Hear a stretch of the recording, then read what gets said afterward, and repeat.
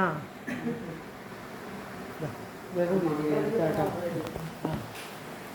അപ്പോ നമ്മുടെ ഗിരിജ നമ്പ്യാരുടെ അമ്മ സരസു ആണ് ഈ ഇരിക്കുന്നത്. ഇപ്പൊ കാണുന്നില്ലേ? ആ, സരസു അമ്മയുടെ ഒരു സൗന്ദര്യം നോക്കുക. അവർക്ക് 75 വയസ്സ് കഴിഞ്ഞ് 76-ലാണ് ഇപ്പോൾ ഓടിക്കൊണ്ടിരിക്കുന്നത്. എങ്കിലും നല്ലൊരു ഐശ്വര്യമുള്ള ഒരു മുഖമാണ് എനിക്ക്. അമ്മ സ്കൂൾ ജീവിതത്തിൽ അമ്മ പറയൂ, അമ്മ സ്കൂളില് എത്രാം ക്ലാസ് വരെ പഠിച്ചു? എന്നെ ചേർത്തിട്ടേ എന്റെ സ്കൂളിൽ. അപ്പൊ അച്ഛനും അമ്മയ്ക്ക് അറിഞ്ഞുകൂടെ കുട്ടികളെ ചേർക്കണമെന്ന്? അമ്മയ്ക്ക് അന്ന് ഇതേപോലെയുള്ള ഇതൊന്നല്ല. പണിയെടുത്ത് വേണം ചെയ്യുന്നത്. പണിയെടുത്തോളൂ. അപ്പൊ അവര് പണിയെടുത്തുകൊണ്ട് നിങ്ങളെ സ്കൂളിൽ ചെയ്യല്ലേ? വീട്ടിലുള്ള പണികള് കാലം പണി. ഓ, അപ്പം പിള്ളേര് വീട്ടിലിരുന്നാൽ അത് സഹായങ്ങളൊക്കെ ചെയ്തു തരുമല്ലോ. അമ്മയ്ക്ക് അമ്മയുടെ പേര് എഴുതാൻ അറിയാവോ? മലയാളത്തിൽ എഴുതാൻ അറിയാവോ? ആരാ പഠിപ്പിച്ചത്? ആ, പേരെഴുതാൻ, മലയാളത്തിൽ പേരെഴുതാൻ പഠിപ്പിച്ചത് അത് ഞാൻ തന്നെ കുടുംബശ്രീ മറ്റേ സാക്ഷരത. Very good, very good.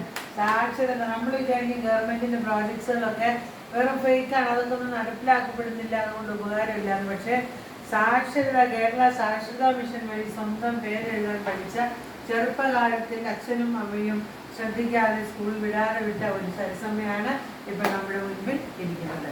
പക്ഷേ വേറൊരു കാര്യം നിങ്ങൾക്കറിയാമോ? ഈ 1-ാം ക്ലാസ്സിൽ പോലും ചേർന്നിട്ടില്ലാത്ത ഈ സരസമ്മ സർക്കാർ സർവീസിൽ നിന്ന് വിരമിച്ച ഒരു അമ്മയാണ്. ശരിയല്ലേ അമ്മ? അമ്മ ഏത് അമ്മയുടെ സൗണ്ട് കിട്ടും കേട്ടോ. അമ്മ ഏത് ജോലിയില്ല? സർക്കാർ സ്ഥാപനത്തിലെ ജോലിയില്ല. എഞ്ചിനീയറോളജിൽ ചെയ്തു. എഞ്ചിനീയറോളജിയിൽ ചെയ്തു. അവിടെ ഫസ്റ്റ്. അവിടെ ഉച്ചവരക്ക്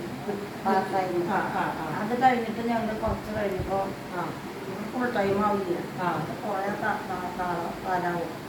അപ്പൊ ഞങ്ങള് കുറച്ച് നാള് കഴിഞ്ഞപ്പോ മെഡിക്കൽ കോളേജിലേക്ക് എഴുതി കൊടുത്തു.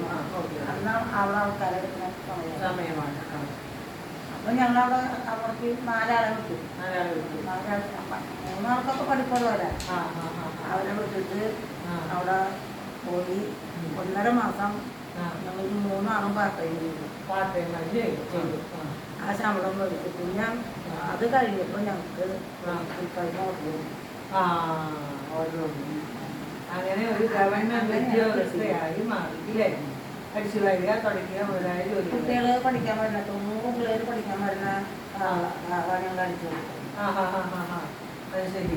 പിന്നെ അത് കഴിഞ്ഞാൽ ഡോക്ടർമാര് ക്ലാസ് എടുക്കാൻ വരുമ്പോ അവർക്ക് ചോക്ക് കൊണ്ടുവയ്ക്കണം, മാറ്റണ സാധനം കൊണ്ടുവയ്ക്കണം, മാച്ചു കൊടുക്കണം. അങ്ങനെയൊക്കെ കിട്ടി. ഈ കഥകളൊക്കെ മക്കളോട് പറഞ്ഞു കൊടുത്തിട്ടുണ്ടോ? ഇത്രയും കഷ്ടപ്പെട്ടാണ് ഞാൻ ജീവിച്ചതെന്നുള്ളത് അവർക്കറിയാവുന്ന കാര്യമാണ്. അപ്പൊ ഏത് പ്രായത്തിലാണ് വിവാഹം കഴിഞ്ഞത്? പ്രായത്തിന് ഒരു 20 വയസ്സിൽ വിവാഹം കഴിച്ചു. അദ്ദേഹത്തിന് എന്തായിരുന്നു ജോലി? ഒരു എന്നെ കല്യാണം കഴിക്കുന്ന സമയത്ത് ബോംബെയിൽ കരിക്ക് കച്ചവടം. ബോംബെയിൽ കരിക്ക് കച്ചവടം. ഓക്കെ. എന്നിട്ട് എത്ര കാലം കൂടെ ഉണ്ടായിരുന്നു? കൂടെ കുറച്ച് നാളെ ഞാൻ ഇവിടെ തന്നെ നിന്നു, വീട്ടിൽ തന്നെ നിന്നു. പിന്നെ കുറച്ച് കഴിഞ്ഞപ്പോൾ ആളെ എന്നെ കൊണ്ടുപോയി. ബോംബെക്ക് കൊണ്ടുവരാം. അപ്പൊ അമ്മ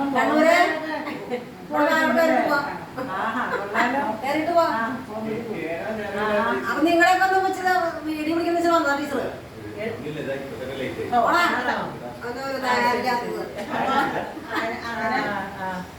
അത് കഴിഞ്ഞു.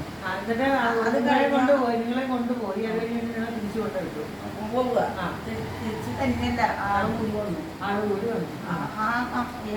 കച്ചവടക്കാരൻ നിർത്തിയപ്പോ ആള് പറഞ്ഞു നിൽക്കാൻ പറ്റില്ല എന്ന് പറഞ്ഞിട്ട്. അപ്പൊ എനിക്ക് ഹിന്ദി അറിയാവോ പറയാൻ? ഹിന്ദി ആദ്യമൊക്കെ ഞാൻ കുറച്ചൊക്കെ ഓർമ്മ വരുന്നില്ല. എന്നിട്ട് അപ്പോഴത്തേക്കും ഗിരിജ ഉണ്ടായോ? ഗിരിജ അവിടുന്ന് ആയിട്ട് വന്നതാണ്. അപ്പൊ ബോംബെയിൽ ഉദരത്തിൽ ജനനം സംഭവിച്ച ആളാണ് ഗിരിജ.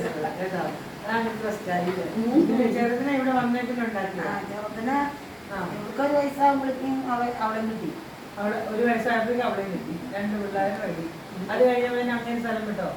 സ്ഥലം വിട്ടു. സ്ഥലം വിട്ടു ഒന്നും പറയാൻ ഇറങ്ങി അല്ല, പോകണം. സ്ഥലം വിടില്ല. ഇവിടുന്ന് വന്നു ഇവിടെ നിന്നു. പിന്നെ അവരുടെ വീട്ടിൽ പോയിട്ട് അവരുടെ ഭക്ഷണങ്ങളൊക്കെ ഉണ്ടാക്കിയാൽ ഞാനും ഉണ്ടായിട്ടില്ല. പഴക്കൊക്കെ ഉണ്ടാക്കി. എനിക്ക് അവര് പണിയെടുത്തിട്ട് ചെലവ് തരാൻ പറ്റില്ല ചേട്ടൻ. അപ്പൊ അതും കൊടുത്ത് പറ്റിയില്ല. നിങ്ങളാണ് പിഞ്ചു കുഞ്ഞുങ്ങളെ വെച്ചോണ്ട് അല്ലേ? അങ്ങനെ അതങ്ങനെ പറ്റിയില്ല. അതോടുകൂടി ആളെ അവരുടെ ആൾക്കാരോട് കൊണ്ടുകൊടുക്കും. പിന്നെ ഇത് തന്നിട്ട് എത്ര വർഷം നിങ്ങൾ അയാൾ ഒന്നിച്ച് ജീവിച്ചിട്ടുണ്ട്? 10 കൊല്ലം. 10 കൊല്ലം ഒന്നിച്ച് ഇവിടെ ഈ വീട്ടിൽ താമസിക്കുന്നുണ്ട് അല്ലേ? അത് കഴിഞ്ഞ് നിങ്ങളോടൊരു വാക്ക് മിണ്ടാതെയാണോ പോയത്? ഞാൻ പോകാതിരിക്കുന്നു. അത്രേ ഉള്ളൂ. എവിടെയാ വീട്? ഏനാമാവ്. ഇപ്പൊ അവിടെ ഉണ്ടോ? ചേട്ടൻ്റെ ഒരു മോനുണ്ട്. ആ ചേട്ടൻ്റെ ചേട്ടത്തൊക്കെ മരിച്ചു. അമ്മയില്ലായിരുന്നു. അമ്മയും മരിച്ചു. ഇപ്പൊ ചേട്ടൻ്റെ ഒരു മോനുണ്ട്, അവരുടെ കൂടെ നിൽപ്പുണ്ട്. അച്ഛൻ മരിച്ചു. അച്ഛനും ചേട്ടനും ചേർത്തിയില്ല. ആരുമില്ല, മരണം സംഭവിച്ചു കഴിഞ്ഞു. എന്നാൽ ഈ മരണത്തിന് തൊട്ട് മുന്നേ വന്ന് എന്റെ ഭാര്യയെ മക്കളെ കാണണമെന്നോ അങ്ങനെയുള്ള ഒരു വിചാരം അച്ഛനെ കണ്ടിട്ടുണ്ടോ? ഞങ്ങള് പറഞ്ഞ പോലെ പേടിയാ. അച്ഛനാന്ന് പറയുമ്പോൾ പേടിച്ച് ഞങ്ങള് നമ്മളെ കൂടെ ഉണ്ടായിട്ടില്ല. എവിടെ വെച്ചാ കണ്ടിട്ടുള്ളത്? അച്ഛന്റെ വീട്ടിൽ പോകുന്നത് എന്തെങ്കിലും പരസ്യമായിട്ടോ ഡ്രസ്സായിട്ടോ എന്തെങ്കിലും തരുമോ? എന്നിട്ട് ആളെന്ത് ചെയ്തെന്നാണ്. പിന്നെ അങ്ങനെ അവിടെ പോവാണ്ട് നിന്ന് അടുത്ത വീട്ടുകാർക്കൊക്കെ ഓരോ സാധനങ്ങൾ മേടിച്ചു കൊണ്ട് കൊടുക്കലും. അവര് നായന്മാരാ. നല്ല പറമ്പും കാര്യമൊക്കെ ഉള്ളതാ. പടിഞ്ഞാറിന്റെ കടലുമാരല്ല. അങ്ങനെ ഒരു കൂട്ടിയുടെ ചോറ് തിന്നണവരുടെ ഒരു കൂട്ടിയുടെ ഒരു ഉറക്ക നാളേരം വീണു. ആ നാളേരം വീണു. അന്ന് ഞാൻ ജോലിയില്ല. ഒരു നാളേരം വീണിട്ട് അത് എടുത്തിടാൻ പോയിപ്പോ വേറൊരു നാളേരം വീണിട്ട് അറിയില്ല. രക്തം വന്നു പോയി. ബ്ലഡ് കട്ട് ചെയ്ത അന്ന് തന്നെ കയറ് വലിക്കാൻ പറഞ്ഞു, മണല് വലിക്കാൻ പറഞ്ഞു, അതൊന്നും ചെയ്യാൻ പറ്റില്ല. അപ്പോഴേക്കും പോയി. ഒക്കെ അതൊക്കെ ഭയങ്കര ദുഃഖകരമായ അനുഭവങ്ങളല്ലായിരുന്നു സരസ്വതിയമ്മേ? ഇപ്പോഴും ഭർത്താവിനെ ഓർക്കുമ്പോൾ ഒരു തേങ്ങൽ വരുന്നുണ്ടോ മനസ്സിനുള്ളിൽ? ഒരു സ്നേഹമൊന്നും വരുന്നില്ല ഇപ്പോഴും. ആദ്യമൊക്കെ ഉണ്ടായിരുന്നു. നിങ്ങൾ തമ്മിൽ ഒപ്പം ജീവിച്ച കാലത്ത് ആളുകളെ അടിക്കുക അങ്ങനെ എന്തെങ്കിലും ചെയ്യുന്നുണ്ടോ? അങ്ങനെയൊന്നുമില്ല. ഉള്ള നല്ല രീതി തന്നെയായിരുന്നു. ജീവിച്ച കാലം അത്രയും ജീവിച്ചു. അപ്പൊ എന്തോ ഒരു ബുദ്ധി തോന്നി അങ്ങോട്ട് സ്വന്തം വീട്ടുകാരുടെ അടുത്തേക്ക് പോയി അവിടെ മരണവും സംഭവിച്ചു. പിന്നെ ഇവര് രണ്ടാളായതിനു ശേഷം ഞാൻ വന്നിട്ട് പിന്നെ ഇവരവിടെ കൊണ്ടുപോയിട്ടില്ല. പിന്നെ അവരപ്പം കാണാൻ പോകുമ്പോ ആള് കല്യാണം ഇല്ലെന്ന് പോയി. ഓ ശരി. അല്ലാണ്ട് വേറെ ഒന്നും ഉണ്ടായിട്ടില്ല. ആൾക്ക് എഴുതാനും വായിക്കാനും അറിയാവുന്ന ആളാണോ? ചെറുതായിട്ട് സ്കൂളിലൊക്കെ പോയിട്ടുണ്ടോ? ഇല്ലെന്ന് തോന്നണു. 75 വയസ്സായി അമ്മയ്ക്കായിട്ട് വന്നിട്ട് പറയുന്നത് സ്കൂളിൽ പോയിട്ടേ ഇല്ല. സ്കൂളിന്റെ വരാന്ത കാണാത്ത ഒരമ്മ. അപ്പൊ നമ്മളൊന്ന് ആലോചിച്ച് നോക്കണം, ഇന്നത്തെ കാലം അന്നത്തെ കാലം. 75 വയസ്സ്. എൻ്റെ അമ്മയ്ക്ക് 85 വയസ്സാണ്. അമ്മ സ്കൂളിലെ ടീച്ചറായിരുന്നു. 85 വയസ്സ്. അപ്പൊ അന്നത്തെ മാതാപിതാക്കൾക്ക് അതേക്കുറിച്ച് വിവരം ഉണ്ടായിരുന്നതുകൊണ്ട് അവർ സ്കൂളിൽ അയച്ചു, TTCക്ക് അയച്ചു, അന്ന് ടീച്ചറാക്കി വെച്ചു. എന്നിട്ട് നിങ്ങളുടെ നാട്ടിൽ സൂര്യൻ നിന്നിട്ടില്ലായിരുന്നു എന്നതാണ്. നിങ്ങളുടെ കുടുംബത്തിലെ അങ്ങനെ സമീപ പ്രദേശത്തുള്ളവരും കുടുംബത്തിലുള്ളവരും ഒന്നും തന്നെ ഇങ്ങനെ കുട്ടികളെ സ്കൂളിൽ വിടില്ലേ? പിന്നെ അതിനൊക്കെ വിടുന്നുണ്ട്. അമ്മയുടേതായുള്ള ആൾക്കാർക്ക് സ്കൂളിൽ കൊടുത്തത് അമ്മേനെ മാത്രം വിട്ടില്ല. എന്നെ എൻ്റെ അനിയത്തിന് രണ്ടാങ്ങളമാരുണ്ട്, അനിയത്തികളുണ്ട്, ചേച്ചിയില്ലേ ചേച്ചി ഞാൻ തന്നെ ഉണ്ട്. അവരൊക്കെ സ്കൂൾ പഠിച്ചവർ. അവരൊക്കെ സ്കൂളിൽ വിട്ടു. അന്ന് പോവാൻ മടിയായിട്ട് തല്ലി വിട്ടവരുണ്ട്. ഇപ്പൊ അതങ്ങനെ പോയ കാരണം പക്ഷെ അവർക്കൊന്നും ജോലി ഇല്ല കേട്ടോ. അമ്മയ്ക്ക് എന്തായാലും അമ്മ ഇങ്ങനെയൊക്കെ ആയിട്ടും ഒരു സർക്കാർ ജോലിയിൽ നിന്ന് വിരമിച്ച അമ്മയ്ക്ക് പ്രത്യേകം അഭിനന്ദനങ്ങൾ ഞാൻ നൽകുക. അതാണ് ഒരു ദൈവത്തിൻ്റെ ഒരു ഇത്. നമ്മൾ അത്തരത്തിൽ കഷ്ടപ്പെട്ടെങ്കിലും ഒരു സർക്കാരിന് പെൻഷൻ മേടിക്കുന്നില്ലേ അമ്മ? എല്ലാത്തവർക്കും കിട്ടുന്നുണ്ടോ? ഒരുപാട് ജോലി ഒരുപാട് ജോലി ചെയ്തിട്ട് വെറുതെ ഒരു പൈസ പോലും വരുമാനം ഇല്ലാതിരിക്കുകയാണ് ആളുകൾക്ക്. അപ്പൊ അമ്മയ്ക്ക് അതിനൊക്കെ എനിക്ക് ഭാഗ്യമുണ്ടായി. അപ്പൊ അതുണ്ടായി. അതെ, അതിന് നന്ദിയുണ്ട്. പിന്നെ അമ്മയ്ക്ക് ഈ മോളെയാണോ ചെറിയ മോളെയാണോ ഇഷ്ടം? രണ്ടാളെ എനിക്കിഷ്ടം. രണ്ടാളെ ഇഷ്ടമാണ്. അതെ, എന്തെങ്കിലും നമ്മള് പറയുമ്പോ അവർക്ക് പറ്റാത്തത് നിങ്ങൾ പറയും അവർക്ക് പറ്റാത്ത അവള് പറയും. അപ്പൊ പിന്നെ രണ്ടാളും ഞാൻ എന്ത് ചെയ്യാൻ പറ്റും? എന്ത് ചെയ്യാൻ പറ്റും? ഒരാൾക്ക് സൈഡ് പിടിച്ചാൽ മറ്റേ ആൾ തെറ്റും, ഒരാൾക്ക് സൈഡ് പിടിച്ചാൽ മറ്റേ ആൾ തെറ്റും. അതാണ് അവസ്ഥ അല്ലേ? ഇതന്നെ ഭാഗ്യം വിചാരിച്ചേക്കാൻ. ആ അല്ലേ? അതെ പിന്നല്ലേ ഇത്രയും കാലം 10-13 അതെ അതെ അതെ കൈ വർഷങ്ങളായിട്ട് എന്റെ പെൻഷൻ കാശോണ്ടാണ് ഞാൻ ജീവിച്ചു ജീവിച്ചുകൊണ്ട് പോകുന്നത്. അതെ അതെ നമുക്ക് മരുന്ന് വാങ്ങാനുണ്ട്, മറ്റു പല കാര്യങ്ങൾക്കും വസ്ത്രമെല്ലാം നമ്മുടെ നാല് 3 ഓപ്പറേഷൻ കഴിഞ്ഞു. ഒക്കെ ഞാൻ തന്നെ പോയിട്ട് ഡോക്ടറെ കണ്ടാന്ന്. ഡോക്ടർമാരൊക്കെ എനിക്ക് പരിചയം. ഡോക്ടറെ കണ്ട് അവരോട് സ്നേഹിച്ച് 4 ഓപ്പറേഷൻ കഴിഞ്ഞു. ഇതിനൊക്കെ ഇവരൊന്നും വന്ന് നിൽക്കൊന്നുമില്ല. അപ്പൊ വന്ന് പോവും. ആരും നിർത്തിയില്ല. ഞാനൊക്കെ നിന്നത് ഓപ്പറേഷന് മുമ്പത്തെ കഥയെ പറഞ്ഞത്. നമുക്ക് ശരിക്കും പ്രത്യേകം ഓർക്കാൻ പറ്റുന്നില്ല. എൻ്റെ അമ്മ ഏതായാലും നല്ല 2 പെൺമക്കളെ അമ്മയ്ക്ക് കിട്ടി. ഇതേ സമയം ഒരു ആൺകുട്ടിയാണെങ്കിൽ അമ്മ എന്നെ ഉപേക്ഷിച്ചത്. അറിയാം എല്ലാവരുടെയും കാര്യമല്ല, എല്ലാവരുടെയും ഒരാൺകുട്ടി ആകാത്തതിന് എനിക്ക് സങ്കടമുണ്ട്. ഒന്ന് ആൺകുട്ടി ആയാൽ സങ്കടമുണ്ട്. പക്ഷെ ആ ഒരു ആൺകുട്ടി ആയി, ആ ആൺകുട്ടി ഒരു മദ്യപാനിയാവുകയും കുടുംബങ്ങളെ മുതലുകൾ വെച്ച് നശിപ്പിക്കുക, അങ്ങനെ ഒരു ആൺകുട്ടീനെ നമുക്ക് കിട്ടിയിരുന്നെങ്കിലോ അത് വേറൊരു വിധം. അതൊന്നും വേണ്ട. അത് വേണം. നല്ലൊരു ആൺകുട്ടിയെ ഉണ്ടായിരുന്നു. പക്ഷെ ഗിരിജ രാവിലെ 5 മണിക്ക് 4:30 ഇവിടെ വീട്ടിൽ ജോലികൾ ചെയ്തു തുടങ്ങി. എന്നിട്ട് ഇവിടുത്തെ പണികൾ ചെയ്ത ശേഷം മാത്രമാണ് അടുത്ത വീടുകൾ ചെയ്തത്. 7:30 ആകുമ്പോഴത്തേക്കും അവിടെ കരിഞ്ഞ് ഭക്ഷണം ഉണ്ടായി കൊടുക്കും. അപ്പോൾ അവിടെ ഉള്ളവർക്കുള്ള ഭക്ഷണം എല്ലാം ക്ലിയർ ചെയ്തിട്ട് അടുത്ത വീട്ടിലേക്ക് ഓടുകയാണ്. അങ്ങനെ 55 വയസ്സുള്ള ഗിരിജ ഓടി നടന്ന് വർക്ക് ചെയ്തിട്ടാണ് എല്ലാ കാര്യങ്ങളും ഇവിടെ ഓടിക്കൊണ്ടിരിക്കുന്നത്. അപ്പൊ അങ്ങനെ തന്നെയാ. മറ്റുള്ളവർക്കുള്ള വിചാരങ്ങളില്ല. മറ്റുള്ളവർക്ക് ഗിരിജ ഇത്ര കഷ്ടപ്പെട്ടാണ് ജീവിക്കുന്നതെന്നുള്ള വിചാരം ഇല്ല. ഇല്ല, മറ്റുള്ളവർക്ക് ഇല്ല എന്നാണ് പറയുന്നത്. അനിയത്തെയും ഗിരിജ നമ്മൾ വഴക്കുണ്ടോ? ഒരു വഴക്കൊക്കെ ഉണ്ടാവും, ലഭിയാവും. പിന്നെ ഉണ്ടാണ്ടും മുക്കാണ്ടൊന്നും ഉണ്ടാണ്ടേ മുക്കാണ്ട് ചെയ്തിട്ടില്ല. ഒരു നേരെങ്കിലും എനിക്ക് അവിടെ കാണണമെങ്കിൽ അമ്മയ്ക്ക് ഉള്ളത് 2 പെൺമക്കളാണ്.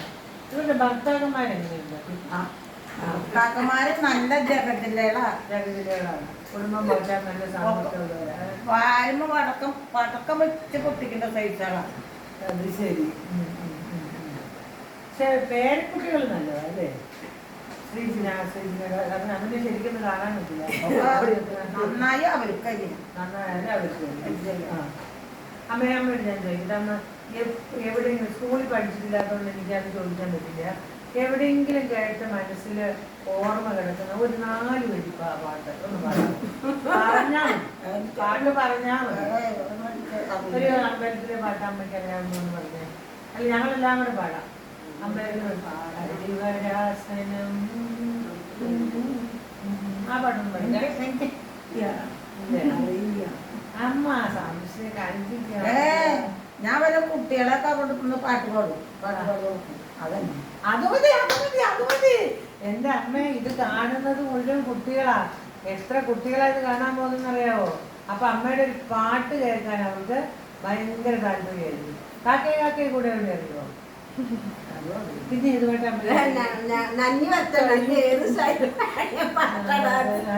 അത് വേണം. അത് വേറെ അമ്മയുടെ ഒരു പാട്ടാണ്. പിള്ളേരുടെ പാട്ട് പോട്ടെ, അത് എപ്പോഴും ഉള്ളതാ. പക്ഷെ അമ്മ ഒരു പാട്ട് 2-3 വരി പാടാനുണ്ട്. പദ്യം വല്ലതും അറിയാമോ? പദ്യം ഒരു പാട്ട് പാടുന്ന പഴയത് നമുക്ക് പണി അമ്മയുടെ കാലത്തുള്ളത്.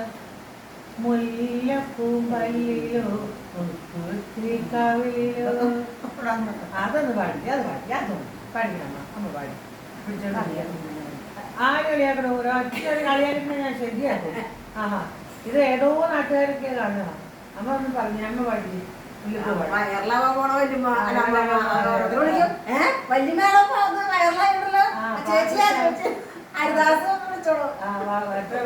എത്ര വയസ്സുണ്ടെങ്കിൽ ആ പാട്ട് പഠിക്കാൻ മുല്ലപ്പും പല്ലിലോ അങ്ങനെ കൂടെ പാട്. മുല്ലപ്പൂം പല്ലിലോ അടുത്ത വരി. മുല്ലപ്പൂവല്ലിലോ മുക്കുത്തി കവിളിലോ ഞാൻ മയങ്ങി തേനറിയില്ല മലർക്കാവിലെ കളിമണ്ണം ആരുടെ തലയില്?